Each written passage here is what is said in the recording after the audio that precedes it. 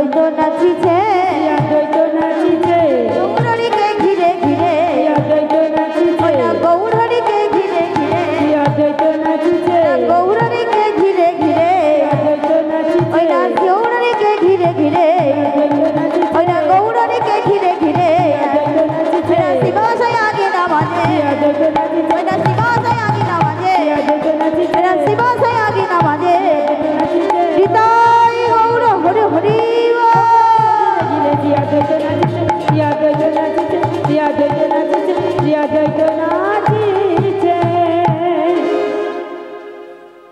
কজন নৃত্য করলো দাদা ভাই? হ্যাঁ, দুজন। আর কজন বাকি? আর দুজন বাকি। ঠিক বলেছ, তাই না? ও ভাই, এবার কে নৃত্য করছে? আমার শিবাস পণ্ডিত নাচিছে। এই শিবাস পণ্ডিত নাচিছে, শিবাস পণ্ডিত নাচিছে গৌরহরিকে ঘিরে ঘিরে গৌরহরিকে ঘিরে ঘিরে পণ্ডিত নাচিছে গৌরহরিকে ঘিরে ঘিরে গৌরহরিকে ঘিরে ঘিরে নাচিছে গৌরহরিকে ঘিরে ঘিরে শিবাস পণ্ডিত নাচিছে গৌরহরিকে ঘিরে ঘিরে শিবাস পণ্ডিত নাচিছে গৌরহরিকে ঘিরে ঘিরে শিবাস পণ্ডিত নাচিছে। ও ভাই, এবার ওই গৌরহরিকে যখন নিত্যানন্দ নৃত্য করলেন, শ্রী অদ্বৈত নৃত্য করলেন, শ্রীবাস পণ্ডিত নৃত্য করলেন, এবার রাধা ভাবে প্রেমে গোড়া আমার ওই থাকতে না পেরে সে কি করলেন? আমার গদাই রাধা নাচিছে, গদাই রাধা নাচিছে আমার গদাই রাধা নাচিছে গদাই রাধা নাচিছে আজ গৌরহরিকে ঘিরে ঘিরে গদাই রাধা নাচিছে গৌরহরিকে ঘিরে ঘিরে গদাই রাধা নাচিছে ওইটা গৌরহরিকে ঘিরে ঘিরে রাধা নাচিছে ওইটা গৌরহরিকে ঘিরে ঘিরে রাধা নাচিছে ওইটা গৌরহরিকে ঘিরে ঘিরে রাধা নাচিছে গৌরহরিকে ঘিরে ঘিরে গদাই রাধা নাচিছে গৌরহরিকে ঘিরে ঘিরে হৃদয় গৌর হরি হরি গৌরহরিকে ঘিরে ঘিরে গদাই রাধা নাচিছে গদাই রাধা নাচিছে গদাই রাধা নাচিছে। ওমা ওমাই দেখো, সেই মা আবার ঘুমোচ্ছে। দেখো ওমা, আবার মুখটা কোন দিকে দেখো, মানে আমার দেখবে না বলে ওইভাবে মুখ করে রয়েছে মা, তাই না? ওমা ওই দেখো, ওই দূরে চলে যাচ্ছে। দেখো ওই ওই তো চলে যায়। ও ভাই, এখানে নয়, যেখানে ওই রাসমঞ্চ আস্বাদন হয়ে প্রতিটা দাঁড়ে দাঁড়ে আজকের ওই রাসমঞ্চ হতে চলেছে, সেই স্থানে যখন মহাপ্রভুকে ঘিরে ঘিরে নৃত্য করছে, তখন কার আশা? সেই ভাবছে আমি নাইবা পথ চলতে পারলাম, নাইবা আমার দুটি বাহু,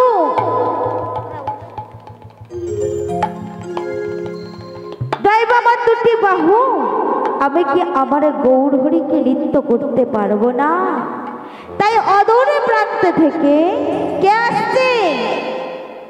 আমার বক্রেশ্বরে নাচিছে, আমার বক্রেশ্বরে নাচিছে, আমার বক্রেশ্বরে নাচিছে গৌরহরিকে ঘিরে ঘিরে, ওইরা গৌরহরিকে ঘিরে ঘিরে, ওইরা শিবাশয় আগে না বাজে, ওইরা গৌরহরিকে ঘিরে ঘিরে, ওইরা গৌরহরিকে ঘিরে ঘিরে, গৌরহরিকে ঘিরে ঘিরে গৌরহরিকে ঘিরে ঘিরে বক্রেশ্বর নাচিছে গৌরহরিকে ঘিরে ঘিরে বক্রেশ্বর নাচিছে গৌরহরিকে ঘিরে ঘিরে বক্রেশ্বর নাচিছে গৌরহরিকে ঘিরে ঘিরে বক্রেশ্বর নাচিছে বক্রেশ্বর। হৃদয় গৌর হরি হরি।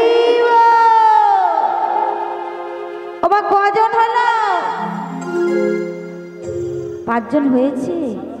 ও মা, আমার চরণ দোকানি কোথায় দিয়েছো মা? হ্যাঁ, বল বসে আছি, পাখি যন্ত্রণা করে না, তাই না মা? তবে ওই রাস মঞ্চে নৃত্য করতেন ওই পঞ্চতত্ত্ব শিবাস অদ্বৈত গদাধর বক্রেশ্বর আর শিবাস পণ্ডিত। এমন সময় গৌরহরির সাথে সাথে পাশে থেকে বলে উঠলেন, কি গো আরে বাজে খোল বাজে খোল, বাজে খোল বাজে খোল, বাজে খোল বাজে খোল, বাজে খোল বাজে খোল, বাজে খোল বাজে খোল। ও মা কি হলো? আরে ও দাদা, ও দাদা কোথায় যাচ্ছে?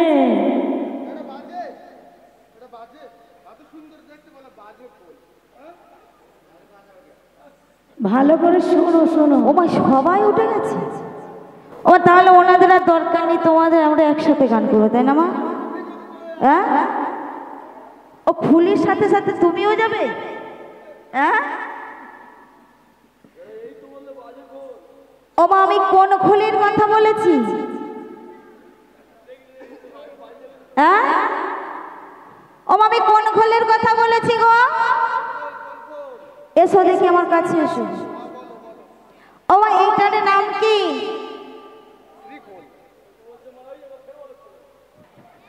আমার মা জানে না তাই বলেছে, তাই না? হ্যাঁ, সবারই যে সব কিছু জানা থাকবে তা তো নয়। তোমার এটার নাম শ্রীখোল, তাই তো মা? তাও এই এমন সুন্দরী জিনিসটি কখনো বাজে হতে পারে?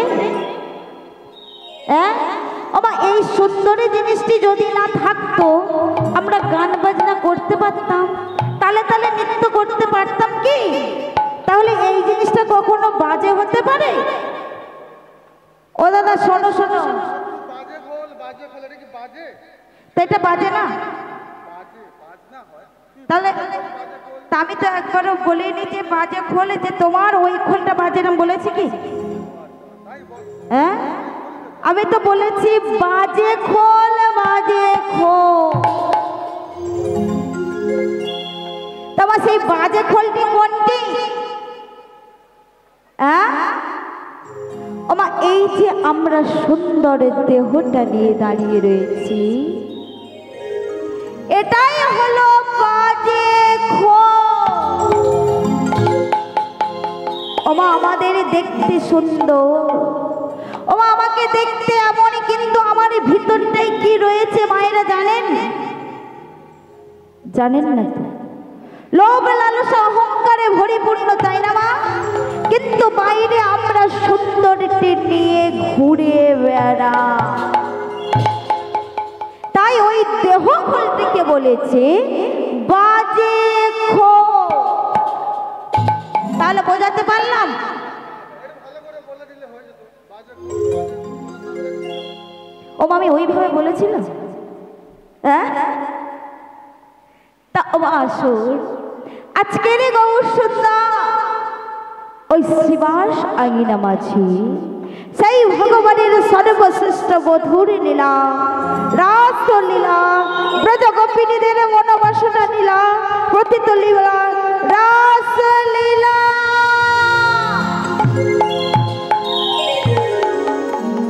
তাই কি বললেন? মধুরমে মধুরমে রাস মধুরা, মধুরমে মধুরমে রাস মধুরা, মধুরমে মধুরমে রাস মধুরা, মধুরমে মধুরমে রাস মধুরা, মধুরমে মধুরমে রাস মধুরা, মধুরমে মধুরমে রাস মধুরা, মধুরমে মধুরমে রাস মধুরা, মধুরমে মধুরমে রাস মধুরা, মধুরমে মধুরমে রাস মধুরা, মধুরমে মধুরমে রাস মধুরা, ওই মধুরমে মধুরমে রাস মধুরা।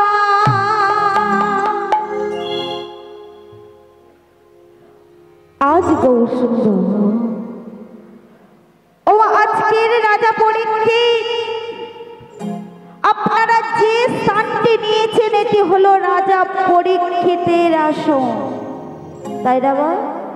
ও মা একটু একটু মনে পড়ছে তো? কারণ আগের বস্তু শুনেছে এখন মনে থাকবে না তা নয়, সব কিছু না থাকতে পারে, একটু তো থাকবে। ও মা আমি তো কিছু জানি না, আমার থেকে আপনারা বেশি জানেন। আপনারা যে স্থানটি বসে রয়েছে এই স্থানটি হলো রাজা পরীক্ষিতের আসন। রাজা পরীক্ষিত শ্রবণ করছিল ভগবানের সর্বশ্রেষ্ঠ মধুর লীলা, আর আর শ্রবণ করাচ্ছিল সুখদেব গোস্বামী প্রভু রাজা পরীক্ষিত আমার একদিন বনে মৃগয়ায় যা গিয়েছে তৃষ্ণার্ত। হঠাৎ তার ছাতিটা ফেটে যায়, দূর থেকে চিৎকার করতে করতে আসছে, ওগো ওগো তোমরা কি কোথায় আছো? আমাকে আমাকে একটু জল দাও, জল দাও, জল দাও করতে করতে সেই সৌমিকে মনির আশ্রমে উপস্থিত হলে গিয়ে দেখলেন সৌমিকে মনি ধ্যানে বসে রয়েছে গো মা। তখন রাজা পরীক্ষিত বারবার বলছে, ওহে সৌমিকে মনি, আমি সেই হস্তিনাপুরের রাজা পরীক্ষিত, আমি বনে মৃগয়ায় এসে আমার ছাতিটা ফেটে যায়, তুমি আমাকে একটু বিন্দু জল দাও, আমি আর সহ্য করতে পারছি না, তুমি আমার এক বিন্দু জল দাও।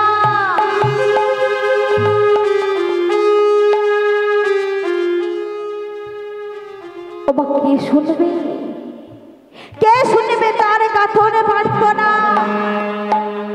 কে শুনবে তার আকলে আহ্বান? সৌমিকে মনি আমার রাজা পরীক্ষিতের কণ্ঠস্বর শুনল না, তার ধ্যান ভঙ্গ হলো না।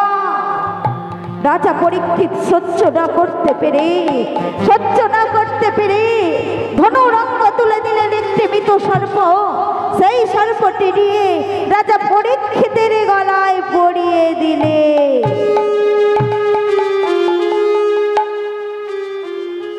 রাজা পরীক্ষিতের গলায় পরিয়ে দিয়ে সে গৃহে থেকে চলে গেলে।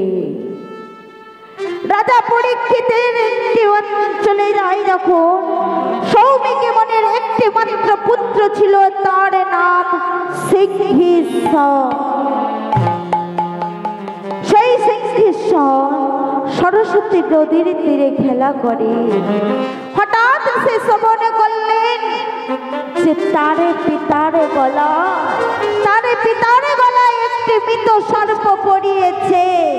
তখনই রাজা পরীক্ষিতদেরকে সহ্য না করতে পেরে ওই সৌমিক মনির স্ত্রী সিংহেশ্বর অভিশাপ দিলেন, কে এমন পান্ন যে আমার পিতার গলায় মৃত সর্প দিয়েছে, আমি তাকে অভিশাপ দিলাম, আজ থেকে 7 দিনের মধ্যে তক্ষশাকের দর্শনে মৃত্যু হবে, মৃত্যু হবে, মৃত্যু হবে। রাজা পরীক্ষিত আমারে জানতে পারল যে আজ থেকে 7 দিনের মধ্যে সে তক্ষসাপের দর্শনে মৃত্যু হবে। তখন অদূরের প্রান্ত থেকে ছুটতে ছুটতে আসছে গুরুদেব। গুরুদেব বলো না গুরুদেব, এই পাপের হাত থেকে বাঁচার কি কোনো উপায় নেই? বলো না গুরুদেব, বলো না এই পাপ থেকে উদ্ধার হব কিনা? তখন বলছে, কি হয়েছে শোনো গুরুদেব, আমি যখন গভীর অরণ্যই যাই, আমি তৃষ্ণার্ত, আমি আর সহ্য করতে পারলাম না। সৌমিকে মনির আশ্রমে গিয়ে বললাম, আমাকে একটু জল দাও। সে শুনতে পেল না, তার ধ্যান ভঙ্গ করল না। তার একটি মাত্র সন্তান, সেই সন্তানটি আমাকে কি অভিশাপ দিয়েছে জানো? আজ থেকে 7 দিনের মধ্যে তক্ষসাপের দংশনে আমার মৃত্যু হবে, মৃত্যু হবে, মৃত্যু হবে। বলো না গুরুদেব, বলো না গুরুদেব, এর পাপ থেকে কি আমি উদ্ধার হব না? বলছে, শোনো রাজা পরীক্ষিত, ওমা আমরা কেউ কি জানতে পারি যে আমাদের জন্ম মৃত্যু বিবাহ কবে হবে? কেউ বলতে পারবো না। কিন্তু রাজা পরীক্ষিত জানতে পেরেছিল আজ থেকে 7 দিনের মধ্যে সে পৃথিবী পৃথিবী থেকে চলে যাবে।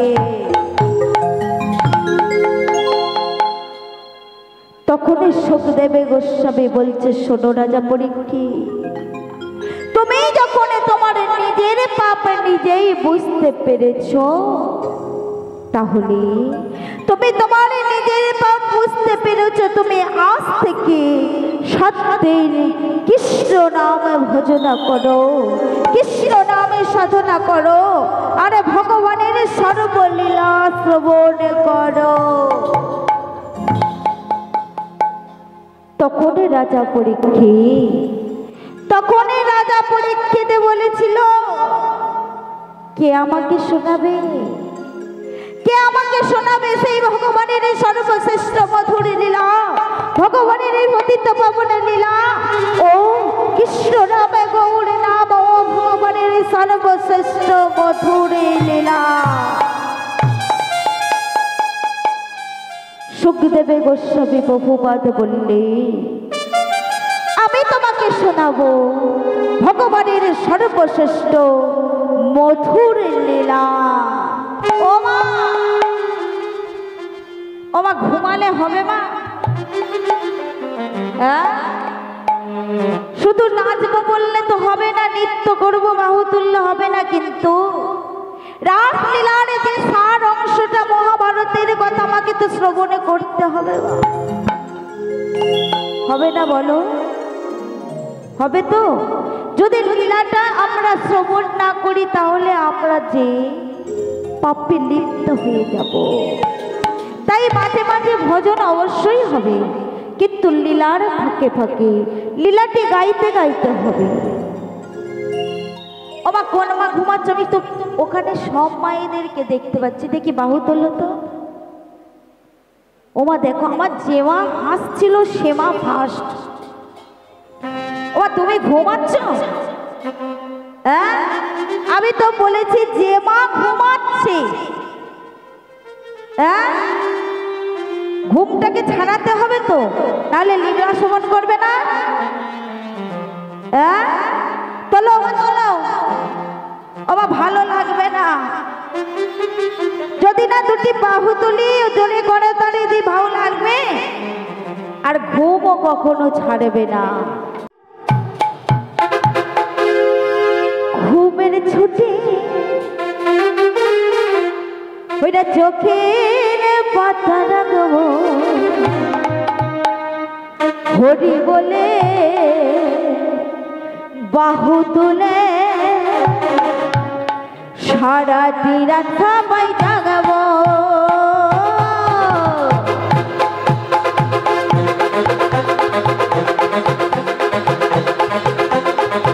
ওমা ঘুম ছাড়বে না, যদি বাহু তুলে করো কালি লাগি।